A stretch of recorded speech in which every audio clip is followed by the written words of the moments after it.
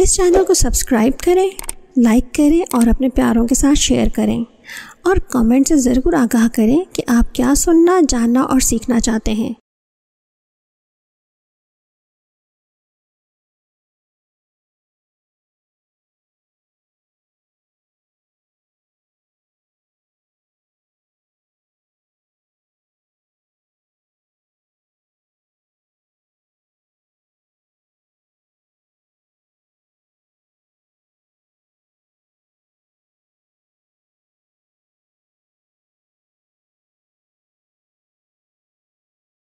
اسی طرح آپ دیکھیں کہ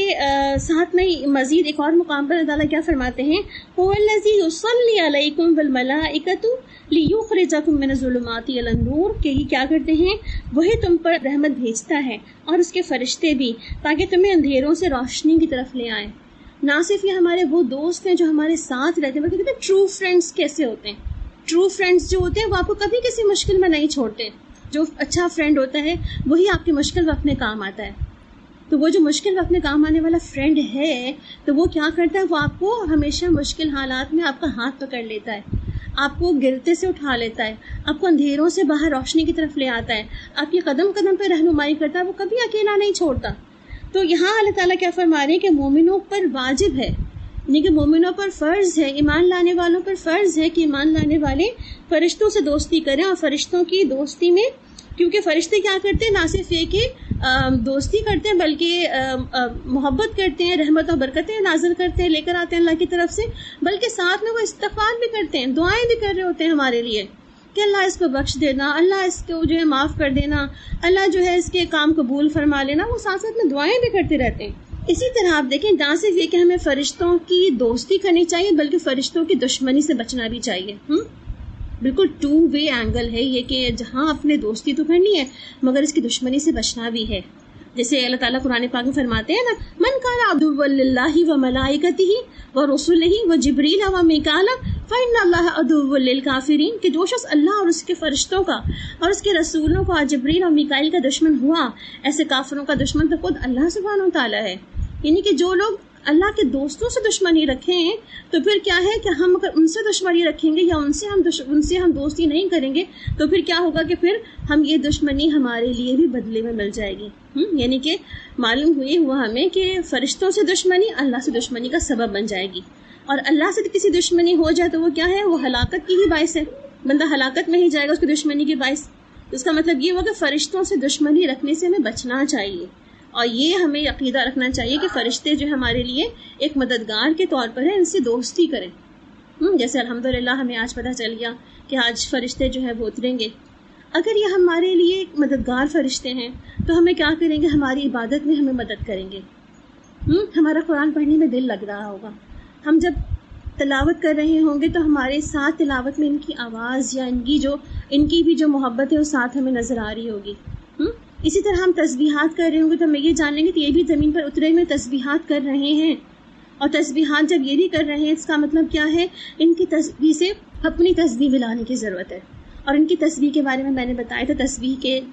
ٹاپک میں، جب ہم ان ڈیپتھ اسٹڈی کر رہے تھے سورہ الانسان کی، کہ تسبیحات کتنی طرح کی ہیں، اور سب سے ایزیسٹ فارم جو تسبیح کی ہے وہ کیا ہے، سبحان اللہ والحمد للہ ولا الہ الا اللہ واللہ اکبر ولا حول ولا قوۃ الا باللہ، اور ساتھ میں کہہ دیں آپ، ساتھ میں آگے اینڈ میں دعا بھی کر لیں اللہم اغفر لی، تو آپ کی یہ تسبیحات بھی ہو جاتی ہیں اور اپنی مغفرت کی دعا بھی ساتھ ساتھ ہو جاتی ہے۔ تو کتنی آسان ہے نا، سبحان اللہ والحمد للہ ولا الہ الا اللہ واللہ اکبر، یہ آلریڈی ہمارے وہ تسبیحات ہیں جو دن بھر کے ہماری تسبیحات میں شامل ہی ہوتے ہیں۔ آپ سوچیں ان فرشتوں کی بھی تسبیحات ہیں، سبحان اللہ وبحمدہ سبحان اللہ العظیم، اور ان تسبیحات پہ جب ہم کر رہے ہوتے ہیں یہ سوچ کے کر رہے ہیں اگر کہ یہ تسبیحات فرشتے بھی آئے ہوئے ہیں، یہ بھی پڑھ رہے ہیں، اور ان کی تسبیح کو اپنی تسبیح سے سنکرونائز کریں۔ آپ کی تسبیح جو آپ کے دل سے نکل رہی ہے، آپ کی زبان سے نکل رہی ہے، آپ کے ہوش اور حواس سے نکل رہی ہے، وہ تسبیح ان کے ساتھ سنکرونائز ہو جائے، تاکہ پھر آپ جب بعد میں کہیں اللہم اغفر لی تو یہ سب بھی کہیں اللہم اغفر لہم، اللہ تعالیٰ ان کو بخش دے، اللہم اغفر لہا، ان کو بخش دے اللہ سبحانہ تعالیٰ۔ تو ان کی آپ دیکھیں ہماری دعائیں تو شاید کمزور سی ہوں گی، ہماری دعائیں تو شاید جو ہے وہ اس میں اس کا شائبہ بھی ہوگا کہ ہم تو کہتے ہیں نا کہ ہم گناہ گار لوگ ہیں، ہم نے کون سے اتنے بڑے اچھے کام کیے جو ہماری دعائیں قبول ہوں، مگر فرشتوں کی دعا یہ تو بہت ہی پاک لوگ ہیں، یہ تو ان کی دعائیں تو ایسی ہوں گی جو اوپر آسمان کی طرف ڈائریکٹ چلی جائیں گی اور ہمیں کہیں پہ کوئی مشکل ہوگی ہی نہیں۔ تو اب دیکھیں یہاں ہمیں کیا پتہ چلا کہ ہمارا عقیدہ کیا ہونا چاہیے اس بات میں کہ ان سے ہم دوستی رکھیں نہ کہ دشمنی۔ پھر ہمارا ایک اور عقیدہ ان کے بارے میں ہونا چاہیے، جیسے کہ عموماً جو ہے وہ ہم بہت سی جگہوں پہ پڑھ رہے ہوتے ہیں کہ اللہ تعالیٰ کی ایک ایسی مخلوق ہے جو اللہ تعالیٰ نے اس کو با اختیار نہیں بنایا، یعنی خود سے کوئی فیصلے نہیں لیتی۔ جیسے ہم اگر دعا کریں، ان کو پکاریں کہ یا جبرائیل ہماری کی مدد کرو یا میکائیل ہماری کی مدد کرو، تو یہ ڈائریکٹلی خود آ کے ہماری مدد نہیں کرتے، یا یہ خود ہمیں کچھ نہیں دے سکتے یا ہماری ہیلپ نہیں کر سکتے، یا اپنے کرامن کاتبین سے کہیں کہ پلیز ہمارے برے اعمال نہ لکھنا، ہمارے اچھے اچھے اعمال لکھ دینا، یا ہم اپنی حفاظت کے فرشتوں سے کہیں کہ جی تم ذرا تھوڑا سائڈ پہ تھوڑا دیر ہو جاؤ، ہم کچھ اور کام کرنے لگے ہیں۔ تو یہ ہماری بات نہیں سنتے، ان کو اپوائنٹ کیا ہوا جس کام کے لیے یہ وہی بات کرتی، کیونکہ ان کے پاس ارادہ اور اختیار نہیں ہے۔ ہمیں اسی لیے تو اللہ سبحانہ تعالیٰ نے ان فرشتوں سے سجدہ کروایا تھا کہ اللہ تعالیٰ نے انسان کو ارادہ اور اختیار والی مخلوق بنایا تھا، جبکہ فرشتے ارادہ اور اختیار نہیں رکھتے، وہ اب وہی کام کرتے جن کا ان کو حکم دیا جاتا ہے۔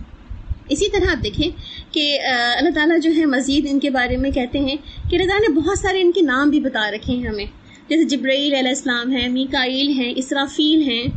اور ساتھ میں مالک ہیں جو کہ جہنم کے دروغہ کا نام ہے۔ پھر ہاروت اور ماروت کا نام ملتا ہے قرآن پاک میں فرشتوں کے ناموں کے ساتھ۔ ردوان کا نام پتہ چلتا ہے جو جنت کے داروغہ ہیں، ان کا نام پتہ چلتا ہے۔ پھر منکر نکیر کا پتہ چلتا ہے احادیث کے اندر کہ وہ جو خبر میں آتے ہیں تو ان کے نام ہیں۔ تو کچھ فرشتوں کے ایسے جو ہیں وہ ہمیں کچھ نام بھی بیان ہوئے ہیں، کچھ ان کا وصف بھی بیان ہوا ہے، اور کچھ ان کے کام بھی بیان ہوئے ہیں، جیسے کہ کوئی نگہبان ہے، نگران فرشتے ہیں، اور جیسے کہ کوئی ذمہ داری والے فرشتے، جیسے کہ ملک الموت ہے، فرشتوں یہ پہاڑوں کے فرشتے ہیں جن کی ذمہ داری کا موجود ہے ذکر، جیسے کہ عرش کو اٹھانے والے حاملین عرش والے فرشتے ہیں، اسی طرح کرامن کاتبین ہیں، بیت المعمور میں آنے والے فرشتے ہیں، اسی طرح آپ دیکھیں سبھی فرشتے موجود ہیں۔ اب ان فرشتوں کی بہت ساری ذمہ داریاں ہیں جس کو بھی ہم دیکھیں گے۔ پہلے ہم یہ دیکھتے ہیں کہ اللہ تعالیٰ نے ان فرشتوں کو تخلیق کیسے کیا ہے۔ یہ ایک نورانی مخلوق ہے، یعنی اللہ تعالیٰ کی نور سے بنی ہوئی مخلوق ہے جو مختلف صورتیں بدلنے پہ قادر ہیں۔ سبحان اللہ، آپ دیکھیں مختلف صورتیں بدلنے پہ قادر ہے، یہ صورتیں بدل میں لیتے ہیں، ڈفرنٹ انسانوں کی شکل میں بھی آ سکتے ہیں یہ، اور بڑی قوت والے ہیں، اور نقل و حرکت میں بڑی تیزی سے کام کرتے ہیں، یعنی کہ بہت ہی اسپیڈیلی یہ آسمان پہ چڑھ جاتے ہیں اور آسمان سے اتر جاتے ہیں، اور یہ بہت ہی اسپیڈ میں جو ہے وہ یہاں سے وہاں ٹریول کر لیتے ہیں، تو بڑی طاقت میں ہے۔ پھر ان کی تعداد اتنی زیادہ ہے کہ ان کے اللہ تعالیٰ کے کاموں کو کروانے کے لیے کوئی بھی مشکل نہیں ہوتی، اللہ اپنے کاموں کو بس کن کہہ دیتا ہے، اور ان سب کو جو ہے حکم کی اطلاع پہلے مجھے پتہ ہوتا ہے، اپنے اپنے کام اپوائنٹ ہوتے ہیں، تو یہ اپنے اپنے کاموں میں لگ پڑتے ہیں۔ تو پھر آپ دیکھیں کہ اللہ تعالیٰ نے ان کو جو ہے وہ جیسا ابھی ہم بات کر رہے تھے کہ ایک با اختیار مخلوق نہیں بنایا، تو یہ اللہ تعالیٰ کی نافرمانی کرتے ہی نہیں، یہ صرف اور صرف اللہ تعالیٰ کی فرما برداری والے ہی کام کرتے ہیں۔ تو ان کی پیدائش کب ہوئی ان کے بارے میں تو ہمیں نہیں پتہ، یعنی اللہ تعالیٰ نے فرشتوں کو کب پیدا کیا اس کے بارے میں ہمیں نہیں پتا، مگر ہاں یہ ضرور پتا ہے کہ جب فرشتوں کو پیدا کیا گیا تھا ہم سے پہلے پیدا کیا گیا تھا، یعنی کہ ہم انسانوں سے پہلے اللہ سبحانہ تعالیٰ نے زمین پر فرشتوں کو تخلیق کر لیا تھا ایک طرح سے، اور ان کی تخلیق کب عمل میں آئی ہے اس کے بارے میں ہمیں قرآن کوئی علم نہیں دیتا، احادیث نبوی ہمیں کوئی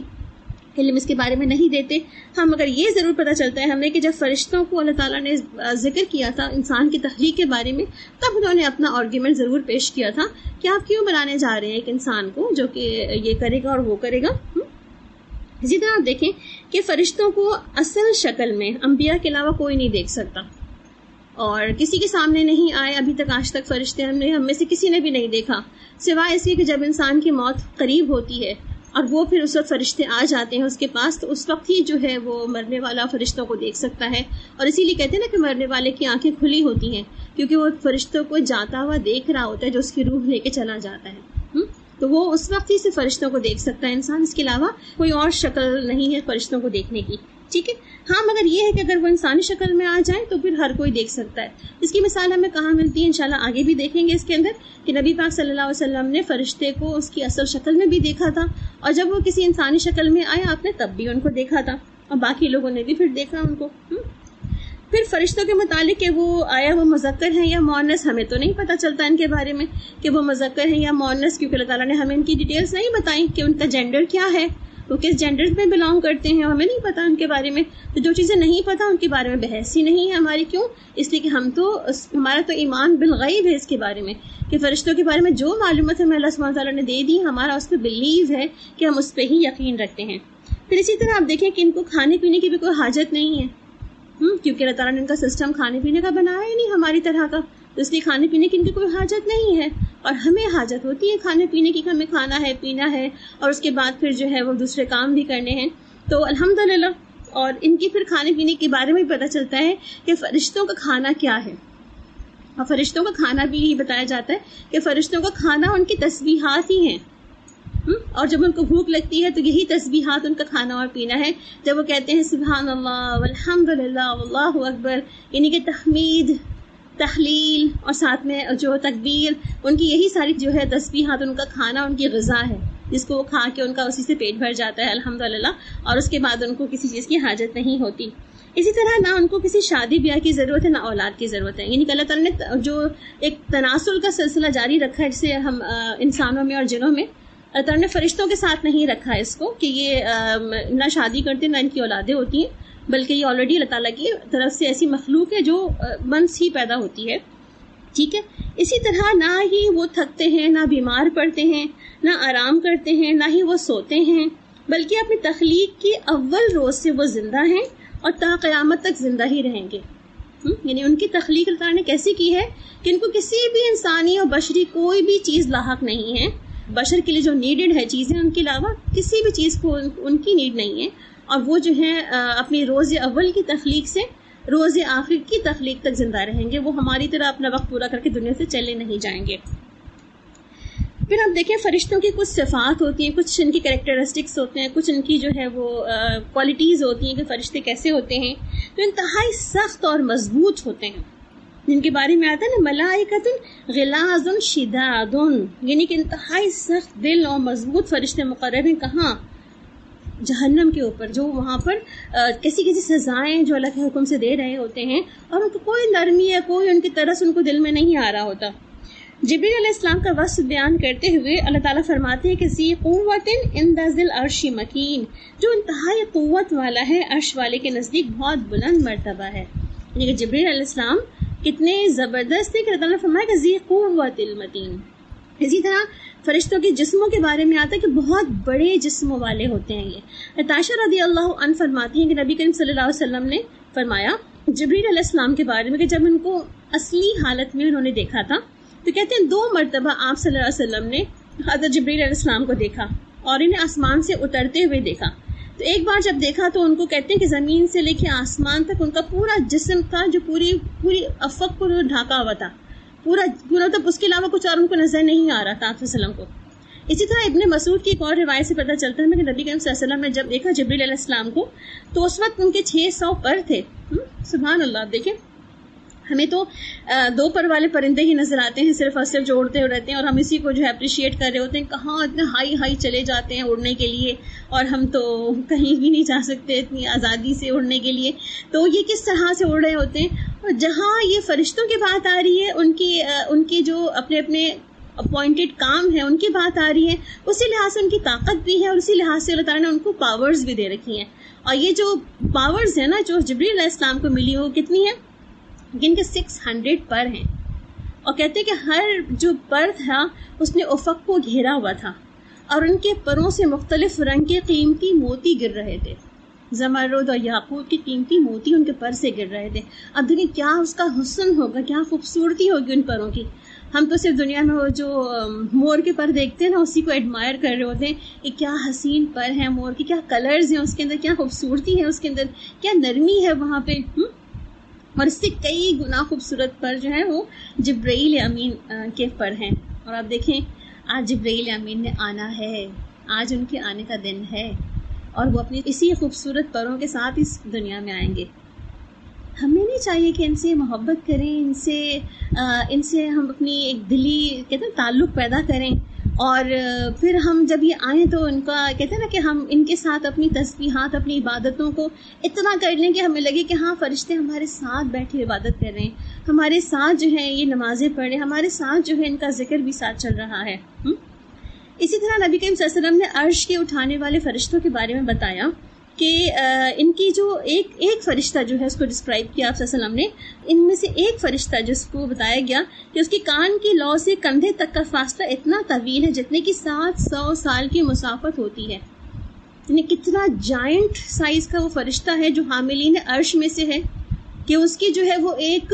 صرف کندھے سے کان تک کی جو اس کا مطلب اتنا جو ڈسٹینس ہے جو اس کی گردن سے لے کے کندھے تک کا ڈسٹینس جو ہے وہ کتنا ہے 700 ایئرس تک کی اس کو سفر کر لے اس کے اوپر. اور آپ سوچیں ہم دنیا میں تو 700 ایئرس کا سفر کریں گے تو ہم تو شاید اپنی جو ہے وہ اپنی اسپیس سے بھی باہر نکل جائیں گے, پتہ نہیں کہاں ہم کون سے ملکی وے میں اور کہاں کسی اور جو ہے وہ کسی کہکشاں میں چلے جائیں گے.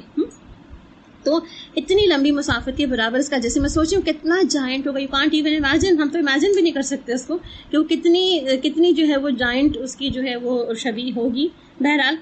اسی طرح آپ دیکھیں تمام فرشتے جو ایک جیسے جسم کے نہیں ہیں, سب اتنے بڑے بڑے نہیں ہیں جتنے جو ہیں وہ یہ حاملین عرش ہیں. اسی طرح سے جو ہے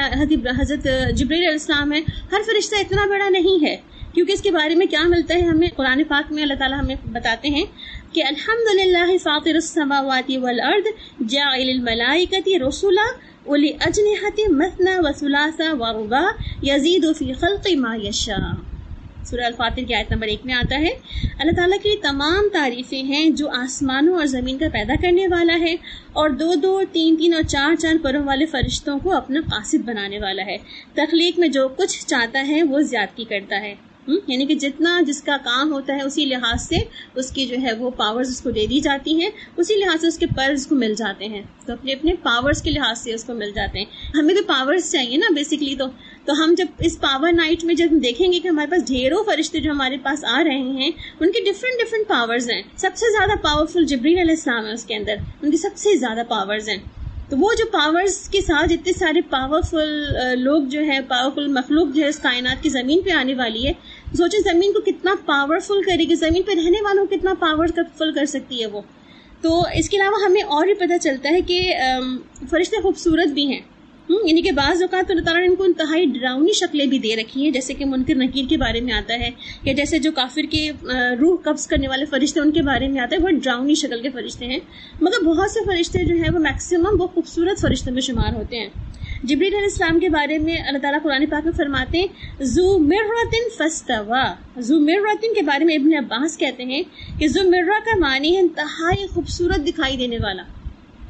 جیسے ابھی ہم نے بات کی نا کہ 600 پر تھے اور پروں میں سے زمرد اور ہیرے اور موتی جو ہے وہ ٹپک رہے تھے, تو کہتے ہیں کہ ذو مرۃ کا معنی ہے انتہائی خوبصورت دکھائی دینے والا. قتادہ اس کے معنی کرتے ہوئے بیان کرتے ہیں کہ انتہائی طویل اور حسین جسامت والا, یعنی کہ اتنے حسین اور خوبصورت فرشتے کی وہ شکل ہے. جیسے اللہ تعالیٰ نے کہتے ہیں یوسف علیہ السلام کو حسن و جمال دیا تھا, تو جب ان کو دیکھا تھا خواتین نے تو کیا کیا تھا, اپنے ہاتھ کاٹ لیے تھے نا. تو یہ بھی وہ ایسے ہی فرشتے اگر واقعی ان کو دکھا دیا جائے لوگوں کو تو پتہ نہیں لوگوں کا حال کیا ہو ان کو دیکھنے کے بعد. وہاں پر ان خواتین نے کیا کہا تھا, ان ھذا الا ملک کریم, یہ تو بہت ہی کوئی پہنچا ہوا کوئی فرشتہ یہ بزرگ نظر آتا ہے. اسی طرح آپ دیکھیں کہ جب دنیا سے انسان رخصت ہو رہا ہوتا ہے تو اس وقت کہتے ہیں کہ ایک مومن شخص کے لیے جو ہے اس کی رخصتی کے لیے کون سے فرشتے آتے ہیں, آسمان سے روشن چہروں والے فرشتے آتے ہیں, گویا کہ ان کے چہرے سورج کی مانند چمکدار ہیں, یعنی چمکدار چہروں والے جو فرشتے اتر کے آتے ہیں. اور آپ سوچیں جب کوئی شخص اپنے مرتے وقت ایسے چمکدار چہرے کو دیکھ رہا ہوتا ہے تو ڈرتا نہیں ہے وہ نا, اس کو تو کوئی ڈر نہیں لگے گا اپنی جان دینے سے, اپنی روح دینے سے, یا اپنی دنیا سے جانے کا غم بھی نہیں ہوگا اس کو. وہ تو خوشی خوشی جا رہا ہوگا کہ یہ تو میرے لیے پتہ نہیں کیا ویلکمنگ ایٹیٹیوڈ ہے, یہاں پہ جنت سے جو ہے وہ کفن آ رہا ہے, جنت کی خوشبو آئی ہے, بڑی حسین شکل والے فرشتے آ گئے ہیں, تو پھر دنیا کا کوئی غم اس کو غم ہی نہیں ہوگا کہ پیچھے میں کیا چھوڑ کے جا رہا ہوں, کن لوگوں کو چھوڑ کے جا رہا ہوں, اور وہ کتنے محبت کے رشتے ہیں جن کو میں چھوڑ کے جا رہا ہوں. سبحان اللہ. اسی طرح آپ دیکھیں گے یہ فرشتے جو ہیں بہت ہی معزز اور پاک باز بھی ہیں. جن کے بارے میں ابھی ہم نے پڑھا کہ بِأَيْدٍ سَفَرَةٍ كِرَامٍ بَرَرَةٍ آتا ہے، تو انتہائی معزز اور پاک باز ہیں، پاکیزہ ہیں انتہائی۔ فرشتوں کے پاس علم بھی ہے، یعنی کہ علم والے بھی ہیں، ایسا نہیں کہ وہ کہتے تو ہیں کہ ہمیں جو علم اللہ تعالیٰ آپ نے دیا ہے نا، إِلَّا مَا عَلَّمْتَنَا، اس سے زیادہ ہمیں نہیں آتا، مگر علم تو ہے ان کو اس کے بارے میں بھی۔ اور اللہ تعالیٰ فرماتے ہیں قرآن پاک میں عَلَّمَهُ شَدِيدُ الْقُوَىٰ، ہم نے اس کو پوری طاقت والے فرشتے نے سکھایا ہے نبی کریم صلی اللہ علیہ وسلم کو، جو کہ جبریل علیہ السلام تھے۔ اسی طرح امام طبری فرماتے ہیں کہ محمد صلی اللہ علیہ وسلم کو یہ قرآن جبریل علیہ السلام نے سکھایا ہے۔ اس سے معلوم یہ ہوتا ہے کہ جبریل علیہ السلام بھی تعلیم اور تعلم کے تمام وصف سے جو ہے متصف تھے، یعنی کہ ہر طرح کا ان کو علم تھا جس کو سکھانا بھی آتا تھا، ان کو تعلیم و تدریس کرنی بھی آتی تھی، یعنی کہ ایسے فرشتے تھے وہ۔ پھر اسی طرح ہم دیکھتے ہیں کہ فرشتوں کی کچھ خصوصیات ہیں جس سے کہ پتہ چلتا ہے ہمیں کہ فرشتوں کی رہائش گاہیں آسمانوں میں ہیں، اور آسمانوں میں جو ہے فرشتے اللہ کے حکم کے لیے جو ہے وہ بہت سارے کام کر رہے ہوتے ہیں، جس میں سے ہمیں کیا پتہ چلتا ہے کہ وَتَرَى الْمَلَائِكَةَ حَافِّينَ مِنْ حَوْلِ الْعَرْشِ يُسَبِّحُونَ بِحَمْدِ رَبِّهِمْ، کہ اور تو فرشتوں کو اللہ کے عرش کے گرد حلقہ باندھے ہوئے اپنے رب کی تسبیح کرتے ہوئے تم دیکھے گا، یعنی کہ تم دیکھ سکتے ہو کہ جب حاملین عرش جو ہوتے ہیں تو کس طرح اللہ کی حضور جو ہے وہ تسبیحات کر رہے ہوتے ہیں۔ اسی مقام پر ایک اور جگہ قرآن پاک میں آتا ہے کہ اللہ تعالیٰ فرماتے ہیں کہ وہی فرشتوں کو اپنی وحی دے کر اپنے حکم سے بندے پر جس طرح چاہتا ہے اتار دیتا ہے۔ اور ابو ہریرہ کی اس حدیث پہ ہم آج اپنی بات کا اختتام کریں گے۔ ابو ہریرہ فرماتے ہیں کہ نبی کریم صلی اللہ علیہ وسلم نے فرمایا کہ رات اور دن میں فرشتوں کی ڈیوٹیاں بدلتی ہیں، اور فجر اور عصر کی نمازوں میں وہ اوپر چڑھتے ہیں تو اللہ تعالیٰ ان سے پوچھتا ہے۔ فجر اور عصر کی نمازوں میں کیا ہوتا ہے، ڈیوٹیاں جب چینج ہوتی ہیں، جب وہ آ رہے ہوتے ہیں، جب وہ جا رہے ہوتے ہیں، تو ان کا اکٹھ ہوتا ہے ایک جگہ پر کہ جانے میں، جب ہمارے پاس سے ہمارے فرشتے جا رہے ہوتے ہیں، یعنی کہ اوپر چڑھ رہے ہوتے ہیں، تو اللہ تعالیٰ ان سے پوچھ رہا ہوتا ہے کہ جبکہ اللہ تعالیٰ کو پتا ہوتا ہے یہ فرشتے کس کے پاس سے آ رہے ہیں اور کیا حالات ہیں جس کے پاس سے آ رہے ہیں، پھر بھی اللہ تعالیٰ اپنے بندوں کے بارے میں فرشتوں سے پوچھنا چاہ رہا ہوتا ہے کہ فرشتے سے پوچھتا ہے کہ تم نے میرے بندوں کو کس حال میں چھوڑا، جب تم آ رہے تھے تو میرا بندہ کیا کر رہا تھا؟ تو وہ جواب دیتے ہیں کہ یا اللہ ہم نے جب ان کو چھوڑا تو وہ فجر کی نماز پڑھ رہے تھے۔ سبحان اللہ، آپ دیکھیں فجر کی نماز اگر ہم پڑھ رہے تھے تو ہمارے لیے تو گواہی ریکارڈ ہو گئی کہ ہم نے فجر کی نماز پڑھی، الحمدللہ وہاں جا کے انہوں نے بتا دیا کہ فجر کی نماز پڑھ رہے تھے۔ اسی طرح جب وہ آتے ہیں تب وہ کیا بتاتے ہیں کہ ہم جب ان کے پاس گئے تھے تب وہ عصر کی نماز پڑھ رہے تھے، یعنی فجر اور عصر میں 2 وقت میں ڈیوٹیز بدلتی ہیں فرشتوں کی۔ اس کا مطلب کیا ہوا؟ آپ دیکھیں فجر اور عصر کی 2 بہترین وقت ہیں، جس کے کہتے ہیں 2 انتہائی ٹھنڈے بھی وقت ہیں، ان کی نمازوں کو ٹھنڈی نمازیں بھی کہا جاتا ہے، اور یہ جنت کے حصول کی نمازیں بھی کہی جاتی ہیں۔ اور نہ صرف یہ کہ آپ دیکھیں کہ اس وقت پہ آپ کی فرشتوں کی ڈیوٹیز چینج ہوتی ہیں، اور وہ جو آپ کے گارڈز چینج ہوتے ہیں۔ آپ نے کبھی گارڈز چینج ہونے کا عمل دیکھا ہے؟ کبھی مزار قائد پہ دیکھیں، یا کبھی جو ہے وہ علامہ اقبال کے مزار پہ دیکھیں گارڈز کی تبدیلی کیسی ہوتی ہے۔ تو گارڈ جب چینج ہوتے ہیں تو پھر جو پرانے جا رہے ہوتے ہیں نئے آ رہے ہوتے ہیں، کس طرح وہ کہتے ہیں جوش اور ولولہ، اور ساتھ میں کہتے ہیں نا وہ ایکٹیونیس، وہ سب چیزوں کے ساتھ آ رہے ہوتے ہیں۔ اور جانے والے جو ہے وہ پورے دن کا کھاتا جو ہوتا ہے نا وہ لے جا رہے ہوتے ہیں ساتھ اپنے، کہ اس بندے نے جو ہے پورا دن ایسے ایسے گزارا۔ وہ کبھی ظاہر سی بات ہے وہ کبھی خوش بھی جا سکتے ہیں اور کبھی جو ہے وہ ناخوش بھی جا سکتے ہیں۔ جیسے اگر وہ واقعی نماز پڑھتا ہوا دیکھتے ہی گئے ہیں کہ میرا بندہ نماز پڑھ رہا ہے تو وہ خوش جائیں گے نا کہ اللہ تعالیٰ میں جس بندے کے پاس سے آ رہا ہوں نا وہ تو نماز پڑھ رہا تھا، وہ سویا نہیں پڑا تھا، وہ سحری کے لیے بھی نہیں اٹھا، ایسا نہیں تھا، اسے سحری کھائی ہے، اسے نماز پڑھی ہے، اور وہ جو ہے وہ آپ کی عبادت کر رہا تھا، آپ کا ذکر کر رہا تھا، آپ کا نام لے رہا تھا۔ اب یہ الگ بات ہے کہ وہ نماز کیسی پڑھ رہا تھا، ٹھیک ہے، یہاں پہ اللہ تعالیٰ نے وہ نہیں دیکھا کہ بندے کی کوالٹی آف نماز کے بارے میں بات نہیں ہو رہی کہ وہ کس کوالٹی کی نماز پڑھ رہا تھا۔ ڈیفینیٹلی اس کے بارے میں تو پھر باقی فیصلے تو دوسری جگہ پر ہوں گے نا، کہ جہاں پر کرامن کاتبین جو ہے وہ ہمارے دائیں بائیں بیٹھے وہ لکھ رہے ہیں کہ ہم کس کوالٹی کی نماز پڑھ رہے ہیں، کس کوالٹی کی عبادت کر رہے ہیں، کس کوالٹی کی تلاوت کر رہے ہیں، کیا ہم جو ہے وہ جسٹ کے سر سے اتار رہے ہیں یا ہم واقعی محبت اور دل سے پڑھ رہے ہیں۔ یہ تو کوالٹی آف وقت بعد میں ایگزامن ہوگا۔ فی الحال یہاں دیکھا کیا جا رہا ہے، پریزنٹ لگی ہے، اٹینڈنس ہو گئی ہے۔ تو بیسیکلی کیا ہے، یہ اٹینڈنس روزانہ ہماری اوپر جا رہی ہوتی ہے کہ ہم فجر اور عصر کے ٹائم پر ہماری اٹینڈنس لگ جاتی ہے۔ ہم کہاں ہوتے ہیں، ہم لگواتے ہیں یا ہم سو رہے ہوتے ہیں؟ بہت مشکل ہے، اللہ تعالیٰ پوری رات تو جاگتے ہیں، پھر فجر کے وقت تو نیند آ رہی ہوتی ہے بہت زیادہ۔ تو ہمیں کیا پتہ چلتا ہے یہاں سے کہ ان 2 اوقات میں ہمیں فرشتوں کی جب ڈیوٹیز بدل رہی ہوتی ہیں اس وقت ہمیں بڑا ہی خیال رکھنے کی ضرورت ہے کہ ہم نمازوں میں ہیں کہ نہیں ہیں، ہماری جو اٹینڈنس اوپر جا رہی ہے وہ جو جا رہی ہے وہ صحیح جا رہی ہے کہ نہیں جا رہی۔ اچھا اس میں ایک نقطہ اور بھی ہے، اور وہ کیا ہے وہ بھی بتاتی چلو ساتھ ساتھ میں. اگر آپ کی نماز آپ ڈیلے کر کے پڑھتے ہیں، جیسے کہ آپ کو پتہ ہے نا کہ جب ڈیوٹیز آورز ہیں، ڈیوٹیز آورز تو کیسے ہوتے ہیں، آپ نے کبھی دیکھے ہوں گے کسی ہاسپٹلس میں، کسی فیکٹریز وغیرہ میں، اگر 2 بجے کا ٹائم ہے تو 2 بجے ہی ختم ہو جاتی ہے ڈیوٹی. اس کے بعد پھر سیکنڈ شفٹ آ جاتی ہے، یعنی کہ پہلی شفٹ والے لوگ چلے جاتے ہیں، پھر سیکنڈ شفٹ والے لوگ آ جاتے ہیں. وہ اپنے ٹائم کے پابند ہوتے ہیں، ان کو اپنا کارڈ پنچ کرنا ہوتا ہے کہ 2 بجے ایگزٹ کر دیا انہوں نے، اور نئے آنے والوں نے پھر 2 بجے پھر اپنا کارڈ انٹر کر لیا ہوتا ہے. تو اب اسی طرح آپ دیکھیں کہ یہ ان کی کیا ہے، ان کی بھی ڈیوٹیز کس طرح کی ہے کہ بالکل ان ٹائم جو ہے وہ اپنی ایگزٹ کر جاتے ہیں. آپ ان ٹائم ایگزٹ کرنے میں آپ اس وقت نماز پڑھ رہے تھے، اگر آپ نماز پڑھ رہے تھے تو الحمدللہ آپ کی ٹینس لے گئے. اور اگر آپ نے کہا چھوڑو ابھی بہت ٹائم ہے پڑا ہوا، میں تھوڑی سی اور اپنی چیٹنگ دیکھ لوں، فیس بک دیکھ لوں، اور اپنی دوسرے کام دیکھ لوں، اور اس کے بعد جا کر کے نماز پڑھوں، تو الحمدللہ آپ دیکھیں کہ سب سے پہلا کام جو اذان ہونے کے بعد کرنے کا کام ہے نا، وہ نماز پڑھنا ہے. کبھی بھی اس کو سیکنڈ پرائیورٹی نہ رکھیں، کبھی بھی اس کو ڈیلے نہ کریں، بیکاز ہمارے فرشتے جو ہمارے دوست بن جاتے ہیں تو وہ نہیں چاہیں گے نا اپنے دوست کی پھر جا کے برائی کرنا. اللہ تعالیٰ وہ تو بندہ سو رہا تھا، وہ تو نماز نہیں پڑھ رہا تھا، وہ تو پتہ نہیں کس کام میں لگا ہوا تھا، اس نے نماز ڈیلے کر دی. اور یہ بھی کہیں گے ابھی تک تو نہیں پڑھی تھی ہم جب تک آئے، تو اب پتہ نہیں اس کے بعد والے پڑھی تھی کہ نہیں پڑھی تھی. بعد کی رپورٹ تو بعد والے دیں گے، جو جائیں گے وہ کہیں گے ہاں لیٹ پڑھی تھی بہت اس نے، آخر وقت تھا اس کی نماز کا جب اس نے پڑھی نماز. تو خیر بہرحال تو ہم نے یہاں پر آج جتنی بات مکمل کی ہے اس میں ہم 1-2 پوائنٹ ایڈ کر کے اس ٹاپک کو تھوڑا سا یہاں پہ وائنڈ اپ کرتے ہیں. پھر کل ہم جو ہے انشاءاللہ نیکسٹ جو ڈے آئے گا، ہم جبریل علیہ السلام کے بارے میں ڈیٹیل سے بات کریں گے کہ جبریل علیہ السلام جو فرشتے ہیں، جو کہ پاورفل فرشتے ہیں، جو پاورز لے کر آتے ہیں، اس پاور سے ہم کیسے فائدہ اٹھا سکتے ہیں، ان کی پاورز اور کیا کیا ہوتے ہیں.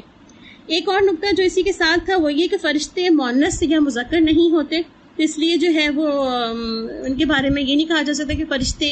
تھا ہے یا تھی ہیں، یہ ہیں یا نہیں ہیں، تو اس لیے ہم اس کو ان کے جینڈر ڈیسائیڈ نہیں کر سکتے. اسی طرح ان کے بارے میں جو ہم نے پڑھ لیا کہ نافرمانی بھی نہیں کرتے اللہ سبحانہ تعالیٰ کی، اور کسی بھی بات میں نہ اکتاتے ہیں نہ یہ تھکتے ہیں، تو یہ بھی ہم نے پڑھ لیا الحمدللہ.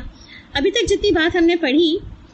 اس میں اگر ہم اس کو تھوڑا سا یہ دیکھ لیں کہ فرشتوں پہ جو ہمارا ایمان ہے تو اس کے بارے میں ہمیں کیا دیکھنے کی ضرورت ہے کہ فرشتے جن لوگوں کے لیے دعا کرتے ہیں،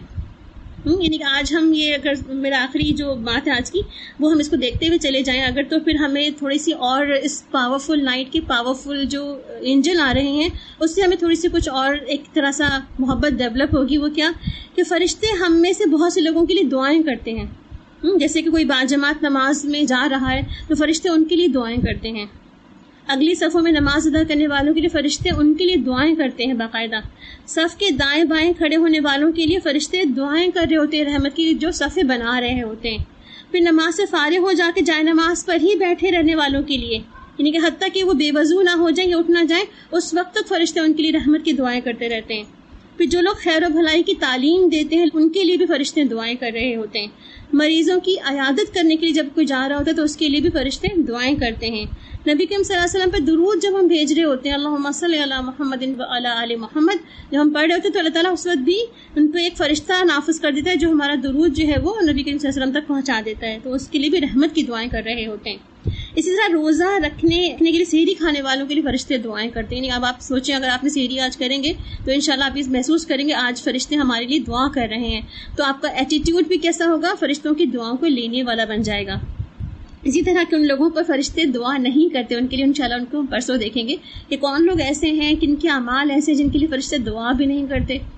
ان کو وہ منہ بھی نہیں لگاتے، ان کو ریجیکٹ کر کے نکل جاتے ہیں، یا ان کو جو ہے وہ کسی قابل ہی نہیں سمجھتے بلکہ بعض اوقات کرس کر کے نکل جاتے ہیں. تو انشاءاللہ ان کو بھی دیکھیں گے. مگر آج جتنی بھی بات ہم نے کر لی ہے، آج کی بات کو اگر ہم مکمل کریں تو میرا جو آج کا ٹاپک تھا وہ خاص طور پر پاورفل نائٹ سے پاورفل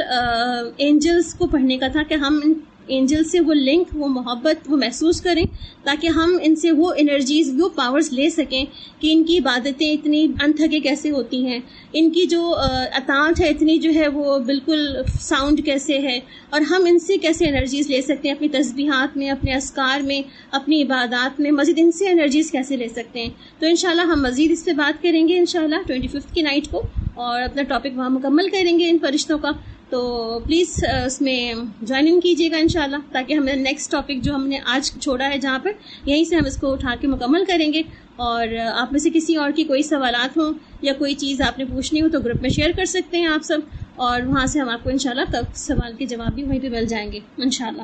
تو ابھی تک کی جتنی بات ہوئی ہے اس کے ساتھ ہم اللہ تعالیٰ سے دعا کر لیتے ہیں. سبحان اللہ والحمد للہ ولا الہ الا اللہ واللہ اکبر. سبحان اللہ والحمد للہ ولا الہ الا اللہ واللہ اکبر. سبحان اللہ والحمد للہ ولا الہ الا اللہ واللہ اکبر.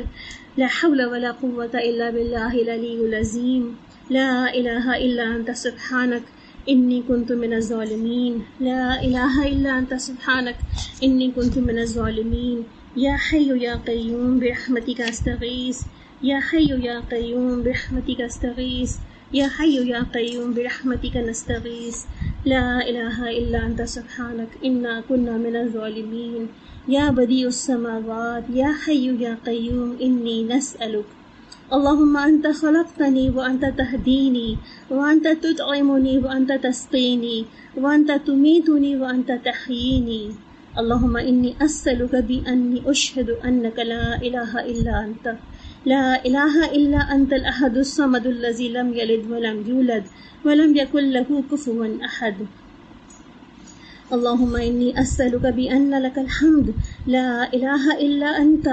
المنان بدیع السماوات والارض یا ذا الجلال والاکرام یا حی یا قیوم. لا الہ الا اللہ الحلیم الکریم. سبحان اللہ وتبارک اللہ رب العرش العظیم والحمد للہ رب العالمین. لا الہ الا اللہ العظیم الحلیم. لا الہ الا اللہ رب العرش العظیم. لا الہ الا اللہ رب السماوات ورب الارض ورب العرش الکریم. لا الہ الا اللہ وحدہ لا شریک لہ وحدہ لا شریک لہ لہ الملک ولہ الحمد وہو علی کل شیء قدیر. الحمد للہ وسبحان اللہ ولا الہ الا اللہ واللہ اکبر ولا حول ولا قوة الا باللہ. یا ودود یا ذی العرش المجید یا فعال لما ترید. نسألک بعزک الذی لا یرام وبملکک الذی لا یدام وبنورک الذی ملأ الارکان عرشک ان تکفینی شر کذا وکذا. یا مغیث اغثنی یا مغیث اغثنی یا مغیث اغثنی. سبحانک اللہم وبحمدک اشہد ان لا الہ الا انت استغفرک واتوب الیک. السلام علیکم ورحمۃ اللہ وبرکاتہ.